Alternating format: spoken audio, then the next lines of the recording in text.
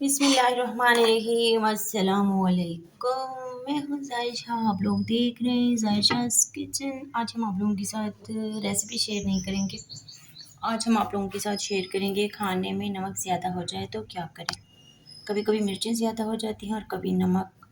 ये दो चीज़ें जो है ना खाने में अक्सर ज़्यादा हो जाती हैं। फिर होता क्या है कि एक होता है टाइम कम, दूसरा जो है ना वो होता है कोई इलाज नहीं नज़र आता। तो मैं आप लोगों के साथ अभी जो ये शेयर करूँगी ये बहुत ही ज़बरदस्त है, जिसे कहते हैं ना पावरफुल। वजीफ़ा तो नहीं है, पावरफुल वो है। क्या बोलते हैं वो, ज़ुबैदा आपा क्या बोलते हैं, टोटका। ये ज़ुबैदा आपा का टोटका नहीं है, ये मेरा अपना टोटका है। और ये है दाल, कम दाल है ये। तो एक जो है ना बहुत ही ज़बरदस्त किस्म का जो तरीका है, मतलब कुछ भी इसमें ऐड ना करें। ये दाल है ना, कोई भी सालन है तो दाल का बहुत सिंपल होता है। दाल को मूंग मसूर की दाल लें या सिर्फ मूंग की लें, उसको जल्दी से कुकर में कर लें। फिर अगर नमक ज़्यादा हो गया, मिर्चें ज़्यादा हो गई हैं तो वो शामिल कर लें।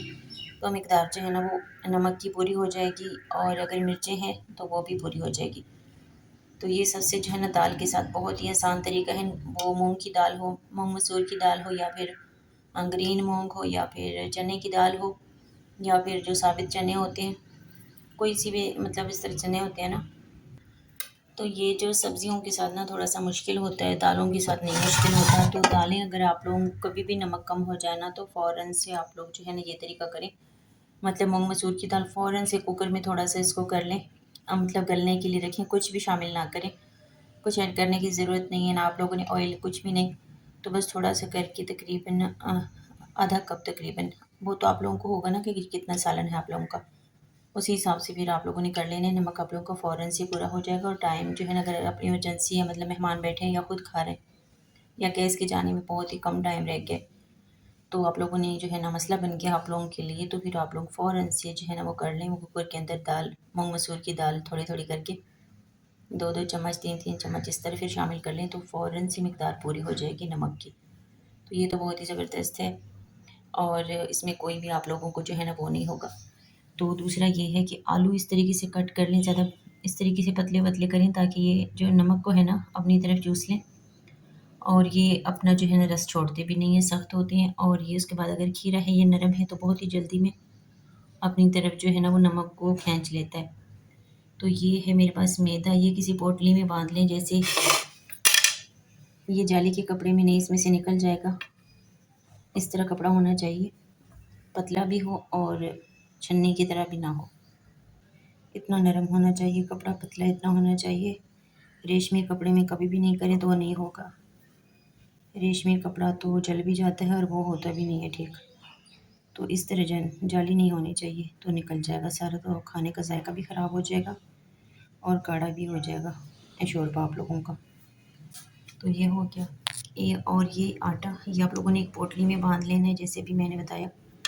इस तरीके से पोटली में बांध के, इसको पोटली में बांध के, और ऊपर से नलकी जैसे हम करेले के ऊपर लपेटते हैं वो कर लें आप लोग, या वैसे गिरा देते हैं हल्की सी, खुल ना जाए बस। और एक और चीज़ है नशास्ता, ये भी आप लोग पोटली में बांध सकते हैं जैसे मैदा मैंने बताया। और ये है चावल का आटा, इससे खुशबू जो है ना खाने से बहुत प्यारी आएगी, और ये भी अपनी तरफ जो है ना खींच लेता है नमक को। तो ये वो चीज़ें हैं जो इकट्ठी हो जाती हैं, बिल्कुल ही आटा बन जाता है, गोला बन जाता है, और बिखरती नहीं है खाने के अंदर, अपनी तरफ नमक को जो है ना वो खींच लेती हैं। तो ये आप लोगों के लिए बहुत ही ज़बरदस्त है। अगर अचानक से नमक ज़्यादा हो जाए, वैसे तो हाथ के साथ ही नमक जो है ऐड किया करें, कभी भी ज़्यादा नहीं होता। चम्मच के साथ हिसाब नहीं होता, कभी उसमें वो होता है ना, मोटे दाने होते हैं नमक के, तो वो फिर पता नहीं चलता। कभी ऊपर चम्मच का पहाड़ बन जाता है और कभी बिल्कुल ही बराबर में, तो फिर वो दस्त जो है ना अंदाज़ा हो जाता है कि नमक बिल्कुल ही नरम है, या इसके अंदर जो है ना बड़े बड़े दाने हैं, या फिर जो होते हैं वो नरम नहीं होता ना नमक। जैसे भी मौसम चल रहा है तो इकट्ठा हो जाता है बिल्कुल ही। तो ये अभी मैंने बस बता दिया, इसी तरीके से आप लोगों ने कर लेना है। मैंने यहाँ पे सिर्फ दिखा दिया। ये नशास्ता जो गंदम के बीज से निकलते हैं ना, हलवे बनते हैं नशास्ता के लिए, कैसे ज़बरदस्त किस्म का है, नरम रेशम की तरह। और ये मैदा, और ये दरदरा होता है चावल का आटा। और ये रात का आटा है तो कलर ऐसे हो गया इसका। बस ये चीज़ें तो इस तरीके से आप लोग करें तो ज़बरदस्त तरीका जो अच्छा है ना सबसे। दालों के लिए तो ये सबसे अच्छा है कि दालों को आप लोग पहले वो कर लें कुकर के अंदर और वो मिक्स कर लें तो सारा कुछ ठीक हो जाएगा।